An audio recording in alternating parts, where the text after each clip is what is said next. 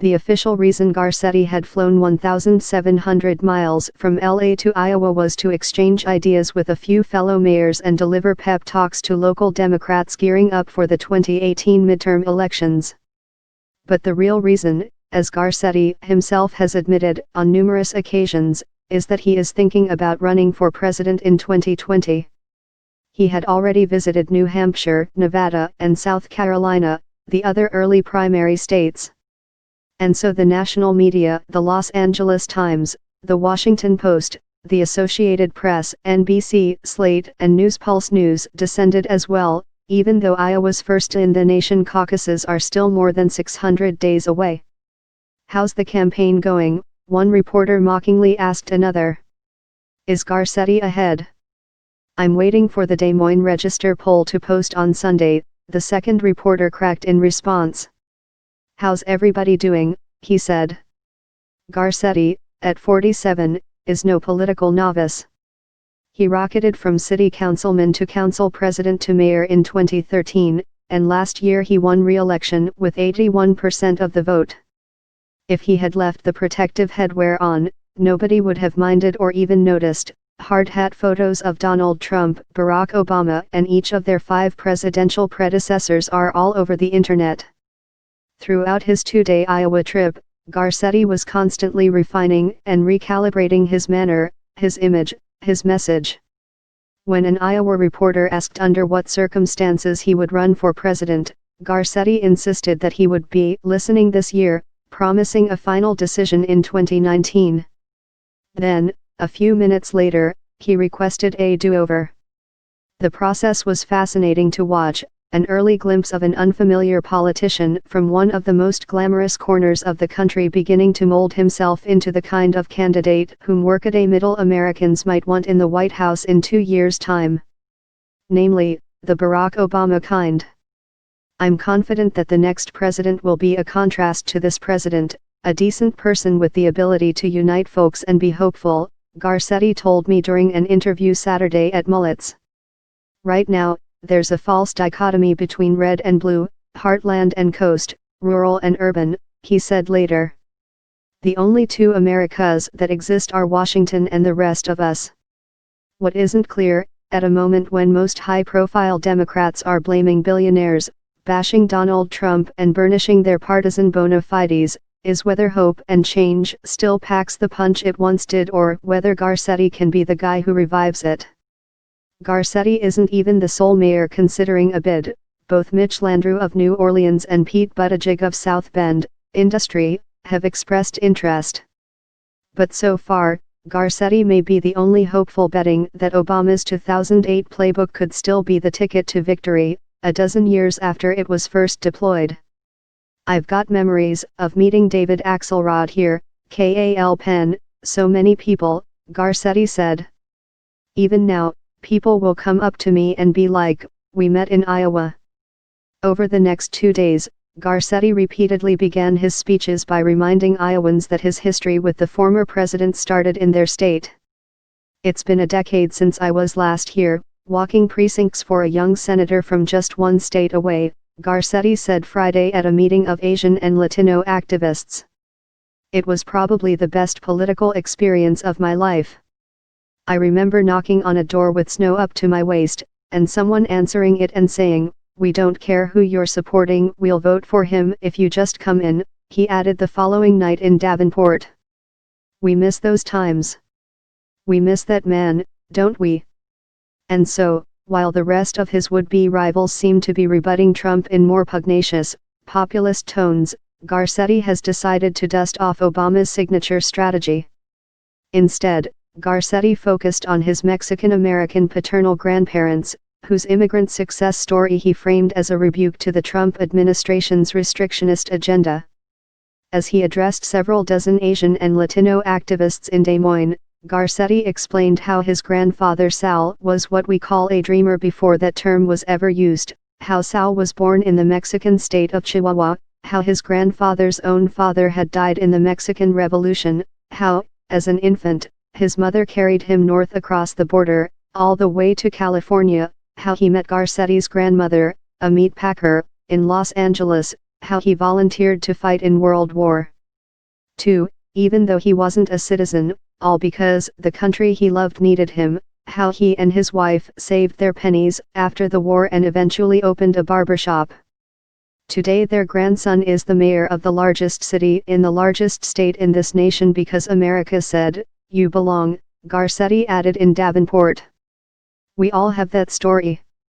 So Garcetti spent his time in Iowa doing precisely what Obama once did, spinning his unconventional CV as a plus, not a minus, the mark of an outsider with the skills and experience to cure what ails Washington, D.C. Obama identified the problem as partisanship, our broken politics.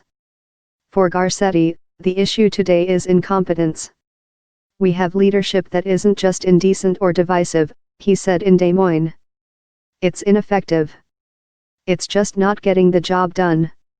Rather than assail Trump directly, Garcetti again and again defined the coming presidential contest as a choice between Trump's Washington, where division and distraction reign, and the alternative he claims to embody, the rest of America, where mayors like him dirty their hands and actually work to improve people's lives. We've got an egoist in the White House who thinks that greatness in this country will flow out of him, Garcetti told me at Mullet's. That's BS. It comes from us, from our local communities. Still, Garcetti emphasized unity at every turn. I think that Iowa and Los Angeles have a ton in common, Garcetti told the 6 dozen Polk County Democrats who huddled inside Cooney's on a drizzly Saturday morning. When it was time to order food with the tattooed firefighters at Mullet's, the mayor made sure to select a unifying dish. In LA, we have breakfast burritos, he announced. This is great. Making small talk beneath wall-to-wall tchotchkes, old license plates, Iowa sports pennants, framed photos of B-mullet celebrities like Lionel Richie and Chuck Norris, he recounted his most salt-of-the-earth moment as mayor. So when the Kings won the Stanley Cup in 2014, I was there, he told a pair of bald, burly firemen. And I got up with a beer in my hand and said, so there are 2 cardinal rules of politics, never swear and never have your picture taken holding a drink. But this is a big fucking day. After Garcetti left Cooney's, his security detail took a 110-mile detour to the Elmwood Cemetery in Waterloo, where he braved hail and high winds to pose for a photo next to the marbled granite headstone of his wife's great-grandparents. There were no voters present to observe Garcetti FaceTiming with his wife, Amy Wakeland, or knocking on the nearby door of her grandparents' first home, just 3 reporters who had been previously informed of the jaunt. But when Garcetti spoke later that night in Davenport to a crowd of hundreds of influential Scott County Democrats, he did not forget to mention it. I just came earlier today from Waterloo, where my wife's family is from, he said. I saw the name of her granduncle who never made it back from World War II, who left his life on the fields of war, sacrificing for our freedoms. If Garcetti does decide to run, the key question will be whether this kind of polite, uplifting rhetoric is enough both for Democrats hell-bent on resistance and a national debate deformed by Trump's trash talk. Earlier that morning at Mullet's, I asked the mayor what would stop Republicans from caricaturing him as an elite Hollywood liberal. Nothing, he said. But how would you combat it? I wondered. Very easily, he replied. Trump's a billionaire. It's difficult for a billionaire to call other people elitist. An Ivy League billionaire from Manhattan who's famous because of his time in Hollywood, Garcetti trailed off. I started to ask another question, but suddenly, he realized he wasn't done. Dating models and porn stars, he added with a laugh. Can I say that too? Garcetti seemed pleased with his answer even though he had just described what many Trump voters like best about Trump. Absolutely, Garcetti said. There's all sorts of big ideas. After 5 years in charge of Los Angeles, Garcetti has real accomplishments to tout, along with some real liabilities, including LA's rising homeless population, which he is trying to address. He proceeded to rattle off a few of the former. He's raised the minimum wage to $15 an hour. He's made community college and trade school free for full-time students. He's created 30,000 new green jobs. He's spearheaded some of the largest infrastructure projects in the county. These are all programs, he added, that he'd like to do around the county. They are also programs that Clinton proposed in 2016. Regardless, Garcetti received warm reviews throughout Iowa last week. He seems to be really down to earth and easy to talk to, said Joe Van Hollen, president of the Des Moines Firefighters Union. I think people are getting more interested in smaller-time politicians, people like mayors who have day-to-day contact, unlike those in the national spotlight who are so far removed. He's got some of the Obama buzz, added Sean Bagnuski, chair of the Polk County Democrats. Somebody who is coming out of nowhere, but is dynamic, has a great American story and has the ability to cross a bunch of different lines within the Democratic Party and with independent voters. Even so, I couldn't help but wonder if that Obama buzz will continue to cut through in today's noisier political arena, particularly after the rest of the Democratic cavalry joins Garcetti on the trail. So what did Garcetti buy? Midwest, hell yes, for his wife, and I was a Girl Scout before it was radical for his daughter.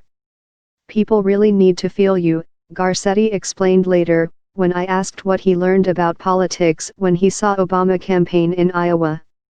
Authenticity is even more important than your positions. I think Obama came out of nowhere because people trusted him.